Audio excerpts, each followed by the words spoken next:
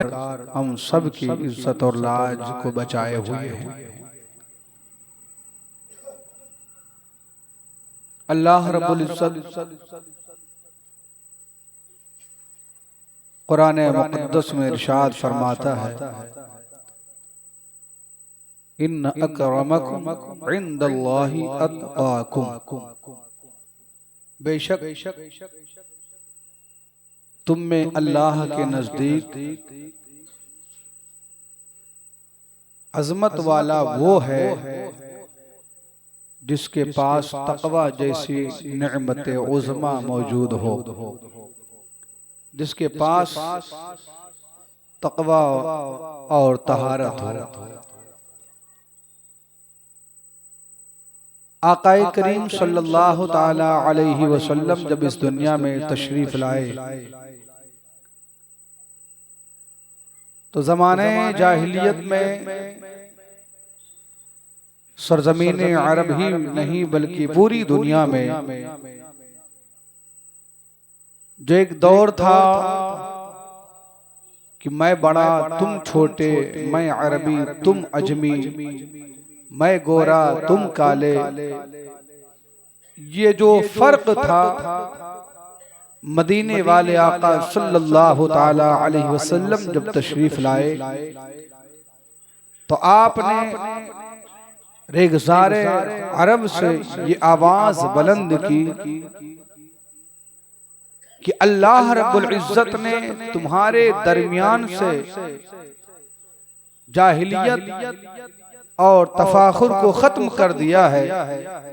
तुम सब के सब आदम की औलाद हो, तुम में कोई बड़ा नहीं, तुम में कोई छोटा नहीं, तुम में कोई अरबी नहीं, तुम में कोई अजमी नहीं, तुम में कोई गोरा नहीं, तुम में कोई काला नहीं, बस तुम सब के सब आदम की औलाद हो।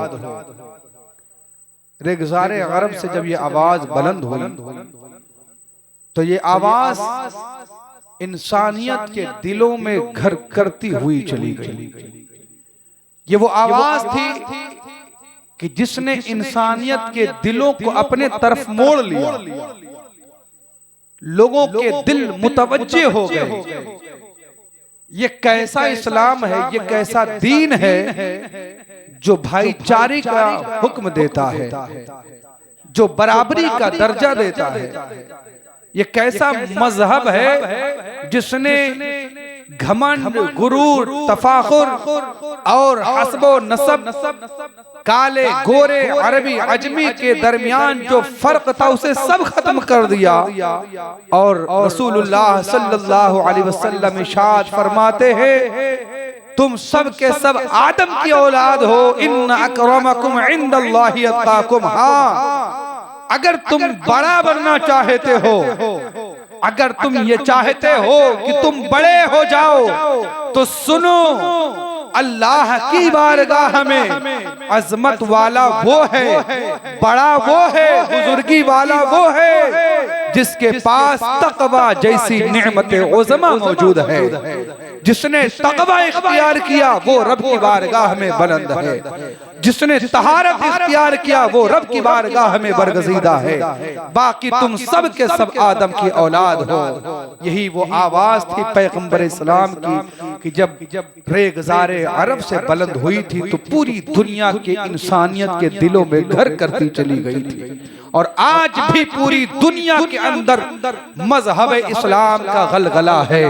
पूरी दुनिया में मजहब इस्लाम के मानने वाले पाए जाते हैं। यही वजह है कि मजहब इस्लाम कल भी मजहब इस्लाम का अलम बुलंद था, आज भी है और सुबह क़यामत तक बुलंद रहेगा। इसलिए कि मजहब इस्लाम से प्यारा मजहब कोई नहीं है, मजहब इस्लाम से अच्छा मजहब कोई नहीं है, मजहब इस्लाम से सच्चा मजहब कोई नहीं है। वरना मुखालिफतों की जो आंधियां चल रही थी, जो रुकावटों की कोशिशें और बंध बांधने की जो मजहब इस्लाम के लिए बनाया गया था और जो प्लान तैयार किया गया था, अगर ये सारी मुखालफतें किसी दूसरे मजहब को इनका सामना करना पड़ता तो ये सारे मुखालिफतों की आंधियां और तूफान उस मजहब को कब कब पीस कर रख देते। मगर ये मजहब इस्लाम था जो अल्लाह का दीन था। एक तरफ सारे धर्म वाले थे और एक तरफ मजहब इस्लाम था। मजहब इस्लाम मक्का की दीवारों से निकला है और पूरी दुनिया में छाता हुआ चला गया है। आज भी अरब के सरजमीन का हो या यूरोप के सरजमीन का हो या अमेरिका के सरजमीन का हो, कोई भी हो, अगर वो इंसाफ पसंद है और अगर वो इंसाफ को चाहता है, जब वो इंसाफ की नजरों से मजहब इस्लाम को पढ़ता है तो वो यही कहता नजर आता है, मजहब इस्लाम सबसे अच्छा दीन है, मजहब इस्लाम सबसे प्यारा दीन है, मजहब इस्लाम जैसा कोई मजहब दुनिया में पाया ही नहीं जाता है। इस्लाम की फितरत में कुदरत ने लचक दी है, तुम जितना दबाओगे उतना ही ये उभरेगा। मजहब इस्लाम वो इस्लाम है। अजीजान गिरामी वकार, मजहब इस्लाम ने भाईचारे का हुक्म दिया, मजहब इस्लाम ने जुल्म के खात्मे का हुक्म दिया, मजहब इस्लाम ने इंसाफ को कायम करने का हुक्म दिया। और यही है कि पैगंबर इस्लाम के तशरीफ ले जाने के बाद उस सिलसिले को जब सहाबा किराम ने आगे बढ़ाया है तो आप देखते चली जाइए। खुलफाए राशिदीन का जमाना है, उन खुलफाए राशिदीन के जमाने में हर तरफ अदल इज्तिमाई को कायम किया गया। हजरत उमर फारूक आजम के जमाने में शेर और बकरी एक घाट पर पानी पीते हुए नजर आते हैं। मदीने वाले के दरवाजे मदीने वालों के रात रात भर खुले रहते थे, उन्हें किसी से कोई खतरा नहीं लगता, उन्हें कोई खौफ किसी का नहीं होता था। वो जानते थे उमर के दौरे हुकूमत में किसी की मजाल नहीं है कि वो किसी के दरवाजे के तरफ आंख उठाकर भी देख ले। यही वजह थे कि मदीने वाले आराम से चैन सुकून की नींद सोया करते थे। पैगंबर इस्लाम के सहाबा किराम ने अपने अपने दौरे खिलाफत में इस्लाम की तालीमात को और साथ ही साथ इस्लामी सियासत को और उसके दायरे को इतना वसी किया है कि अगर हजरत उमर का जमाना देखो, चाहे हजरत उस्मान का जमाना देखो, चाहे हजरत मौला अली का जमाना देखो, इन सब के दौर में मजहब इस्लाम खूब फला है, खूब फूला है और खूब आगे बढ़ा है। और कहने वाला यही कहता नजर आ रहा था कि मजहब इस्लाम के मानने वाले जब उनकी शान ये है तो इनके पैगंबर मुहम्मदुर रसूलुल्लाह की शान क्या होगी। जब इस्लाम के चाहने और इस्लाम के मानने वालों के हुकूमत करने का ये अंदाज है तो इनके पैगंबर के हुकूमत का अंदाज क्या रहा होगा। यही वजह है कि मजहब इस्लाम फैलता चला गया।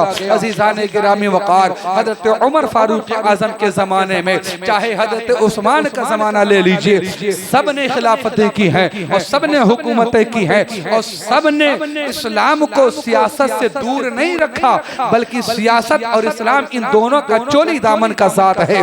मस्जिद नबवी में बैठ करके सहाबा किराम ने ऐसे ऐसे जो है रास्ते अपनाए हैं कि दुनिया वाले देख करके दंग और हैरान रह जाते हैं। एक मदीने की सरजमीन पर बैठ करके हुकूमत करने वाला कैसे 14 लाख मुरब्बा मील का अकेले हाकिम बन जाता है। मदीने के सरजमीन पर टूटी टूटी चटाइयों पर बैठ करके हुकूमत करने वाला कैसे पूरी दुनिया के अंदर मजहब इस्लाम की तालीमात को आम कर देता है। हजरात गिरामी, तो ये तुम्हें मानना पड़ेगा, ये इस्लाम की तालीमात थी, ये पैगंबर इस्लाम के पढ़ाए हुए सबक थे कि जब सहाबे कराम ने उसको दुनिया पर नाफिज किया है तो दुनिया के अंदर मजहब इस्लाम और अर्श की उसातों में जलालते किबरियाई का गलगला बुलंद होता हुआ नजर आया है। मजहब इस्लाम कल भी सर बुलंद था, मजहब इस्लाम आज भी बुलंद है और मजहब इस्लाम कल भी बुलंद रहेगा। अजीजान गिरामी वकार, तो मजहब इस्लाम के दौरे हुकूमत में, सहाबे किराम के दौरे हुकूमत में, खुलफाए राशिदीन के दौरे हुकूमत में अदल इज्तिमाई को कायम करना, यह सहाबे किराम का मिशन था। मजहब इस्लाम की तालीमात को घर घर तक पहुंचाना, ये सहाबा इकराम का मिशन था। मजहब इस्लाम के मानने वालों, चाहे वो अपने हो या गैर हो, अपना हो तब भी भूखा ना सोए, ये हजरत उमर फारूक आजम के जमाने का दस्तूर था।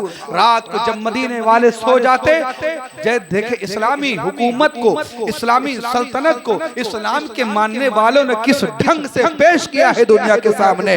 आज दुनिया कहती है अकेला उमर इतने बड़े ममालिक और इतनी बड़ी दुनिया पर कैसे हाकिम बन गया। तो उनका जो अंदाज़े हुक्मरानी था वो ये था कि जब मदीने वाले सो जाते तो हजरत उमर रातों को निकलते थे, मदीने की गलियों में गश्त करते थे, साथ में आपका गुलाम होता था और इरादा, ये मंशा, ये कोशिश होती थी कि मदीने में कोई कहीं भूखा तो नहीं सो रहा है, मदीने में कोई बगैर बिस्तर के तो नहीं सो रहा है, मदीने के सरजमीन पर कोई बगैर लिबास के तो नहीं सो रहा है। अगर कोई जरूरतमंद है तो उस तक मदद पहुंचाई जाए। एक दौर था हजरत उमर फारूक आजम का कि आप गली से गुजर रहे थे, अंदर से आवाज आती है बच्चों की रोने की। हजरत उमर फारूक आजम ठहर जाते हैं, गुलाम से कहते हैं गुलाम दरवाजा खटखटाओ। दरवाजा खटखटाया, अंदर से आवाज आई कौन? कहा क्या बात है, इतनी रात को तुम्हारे बच्चे रो रहे हैं, वजह क्या है? इन बच्चों की रोने की वजह क्या है? तो एक खातून ने अंदर से आवाज दिया, ये मेरे बच्चे भूख और प्यास से तड़प करके रो रहे हैं और ये उमर की जान को रो रहे हैं। अल्लाह अकबर कबीरा। हजरत उमर दरवाजे पर खड़े हैं, बच्चों की रोने की आवाजों को सुनकर ठहर गए और ठहरने के बाद जब अंदर घर में दाखिल हुए तो जब सारा माजरा देख लिया, सारा मुआयना कर लिया, खुद अपने पैरों पर चल करके बैतुल माल गए, वहां से आटे की बोरी ली, अपने पीठ पर रखी और मदीने के गलियों से गुजरते हुए रात के आलम में उस गरीब घर में पहुंचा देते हैं और फिर कहते हैं खातून ये लो, ये रोटी बनाओ इस आटे की और ये तेल है इसका भी कुछ बनाओ और फिर इन बच्चों को खिलाओ। तब तक मैं इन बच्चों के साथ वक्त बिताता हूँ, इन्हें बहलाता हूँ, इनके साथ में खेलता हूँ। 14 लाख मुरब्बा मील का अकेले हाकिम और बादशाह है इस्लाम हजरत उमर फारूक आजम है, मगर सादगी का आलम यह है उन छोटे छोटे बच्चों से खेल रहे हैं। खातून ने रोटियां बनाना शुरू की, रोटियां बन गई, बच्चों को खिला दिया खातून ने और जब बच्चों को सांस ली, बच्चों ने इत्मीनान की सांस ली, तब हजरत उमर घर से बाहर निकल कर जाने लगे। खातून को मालूम नहीं था ये कौन है। खातून ने पूछा ऐ आने वाले और मेरी इस रात में मदद करने वाले, जरा जाते जाते अपना नाम तो बताते जाओ ताकि कल मैं उमर के दरबार में जाऊंगी और उमर का गिरबान पकड़ के कहूंगी कि तेरे दौरे हुकूमत में मैं भूखी, मेरे बच्चे भूखे, मगर एक आने वाला आता है और रात को मदद करके चला जाता है। आखिर तुम हो कौन? कल मैं तुम्हारा नाम दरबार उमर में पेश करूंगी। अल्लाह अकबर। इतना कहना था तो हजरत उमर फारूक आजम रदियल्लाहु ताला अन्हु आवाज को सुनते हैं, मुड़ते हैं और कहते हैं खातून जिस उमर का तुम तज़किरा कर रही हो उमर इब्न खत्ताब तुम्हारे सामने खड़ा हुआ है।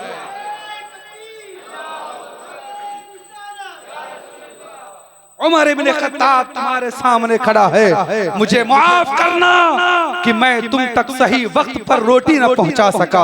अल्लाह अकबर कबीरा। जब ये अंदाज़े हुक्मरानी था, जब बादशाह इस्लाम का ये अंदाज था हुकूमत करने का, तो पूरी दुनिया पर बादशाह इस्लाम और इस्लाम के मानने वाले छाए हुए थे। अज़ीज़ाने गिरामी वक़ार, यही हजरत उमर फारूक आज़म है। देखे किस अंदाज से मजहब इस्लाम के तमाम अहकामात को लोगों पर नाफिज किया कि एक दिन हजरत उमर फारूक आज़म रज़ियल्लाहु ताला अन्हु ने ज़कात के माल को निकाला, जो उनके ऊपर ज़कात वाजिब थी, ज़कात के माल को इकट्ठा किया और लेकर के शहरे मदीना की गलियों में घूमने लगे कि कोई ऐसा जरूरतमंद मिल जाए कि मैं अपने ज़कात के माल को उस तक पहुंचा सका। पूरे मदीने के गलियों का चक्कर लगा लिया फारूक आज़म ने, मगर कोई ऐसा जरूरतमंद उन्हें न मिल सका जो ज़कात का माल उनसे ले सके।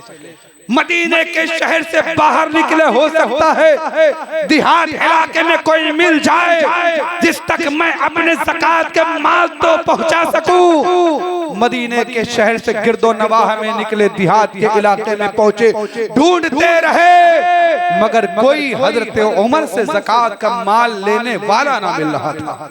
ऐसे माहौल में जब हजरत उमर ज़कात का माल लेकर ढूंढ रहे थे कि कोई मुस्तहिक़ ज़कात मिल जाए, एक सवाल पैदा होता है, उमर आपके दौरे हुकूमत में क्या मदीने की गलियों में कोई ऐसा न था जो ज़कात का माल लेने वाला हो या मुस्तहिक़ ज़कात हो? तो तारीख हमें जवाब देती है, हाँ, ज़कात का मुस्तहिक़ मदीने के गलियों में दौरे फारूक आज़म में कोई नजर ही नहीं आ रहा था। इस तरह आपने एक कानून बनाया था और मज़हब इस्लाम के मानने वाले जो माल जमा करते थे, उस माल से गरीबों की जो इमदाद की जाती थी, तो उन्हें भी साहिब मुस्तहिक़ ज़कात नहीं बल्कि साहिब निसाब बना दिया जाता था। पहुंचे, एक शाहराह पर खड़े हो गए, सड़क किनारे खड़े हो गए, कोई तो आएगा कि मैं अपना माल उस तक पहुंचा सकूं, कोई मुसाफिर तो मिल जाए। हजरत उमर फारूक आज़म ने देखा एक शख्स आ रहा है, कपड़े फटे हुए हैं। आपने उसे रोका, पूछा कहां जा रहे हो, क्या मुसाफिर हो? कहा हाँ मैं मुसाफिर तो हूँ मगर बहुत दूर का मुसाफिर नहीं हूँ, बस मेरा कुछ काम है, उसी काम से मैं निकला हूँ। आपने पूछा कौन सा काम है? कहा पहले ये बताइए अमीरुल मोमिनीन आप यहाँ क्यों खड़े हैं, रास्ते में खड़े होने की वजह क्या है? तो हजरत उमर फारूक आज़म कहते हैं मैं ज़कात का माल लेकर के खड़ा हूँ और मैं काफी दिनों से तलाश कर रहा हूँ, कोई मुस्तहिक़ ज़कात मिल जाए तो मैं उस माल को उस तक पहुँचा सकूँ। तो उस आदमी ने कहा उमर इसी काम के लिए मैं भी निकला हुआ हूँ, मैं भी ज़कात का माल लेकर निकला हूँ ताकि कोई मुस्तहिक़ ज़कात मिल जाए और उस तक इस माल को पहुंचाकर उसकी मदद की जा सके। हजरत उमर फारूक आज़म रज़ियल्लाहु ताला अन्हु के दौरे खिलाफत का ये मामूल था, ये मामला था। आप जरा अंदाजा लगाएं जब इस्लाम के चाहने और मानने वालों ने मजहब इस्लाम की तालीमात पर सही मानों में अमल किया तो दौर ये था कि कोई मुस्तहिक़ ज़कात नजर नहीं आ रहा था।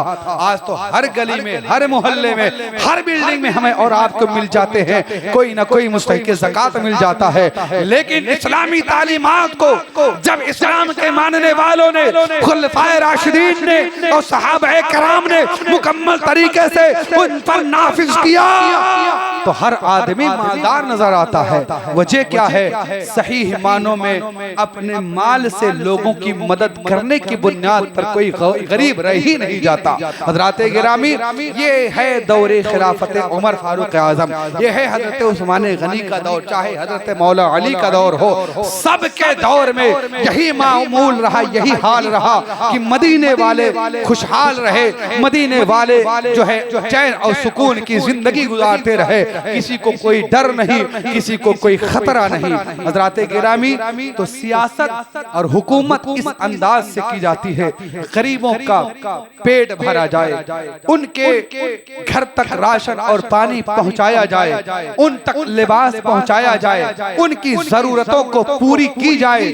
आज जब कोई मुसलमान आदमी सियासत में आता है और वो लीडर बनता है तो अपने आप में नहीं रहता, वो अपना आपा खो बैठता है, न जाने कैसे कैसी हरकतें करते रहता है, न जाने कहां से वो कहां पहुंच जाता है, कभी कुफ्र करे, कभी शिर्क करे, कभी कुछ और, कभी कुछ और। लेकिन सुनो, मजहब इस्लाम की तालीमात पर अमल करते हुए अगर तुम सियासत कर रहे हो तो तुम सियासत करो, इसलिए कि सियासत और इस्लाम का चोली दामन का साथ है। सियासत इस्लाम से अलग नहीं है, लेकिन ऐसी सियासत कि जहां जो सियासत तुम्हें कुफ्र की हद तक पहुंचा दे, जो सियासत तुम्हें शिर्क की हद तक पहुंचा दे, उस सियासत से अलग हो जाना, उस सियासत से दूर हो जाना। हाँ, सियासत ऐसी करो कि तुम निज़ामे जो है अदल को कायम कर सको, ताकि तुम लोगों की मदद कर सको, ताकि तुम लोगों के घरों तक मदद पहुंचा सको, लोगों के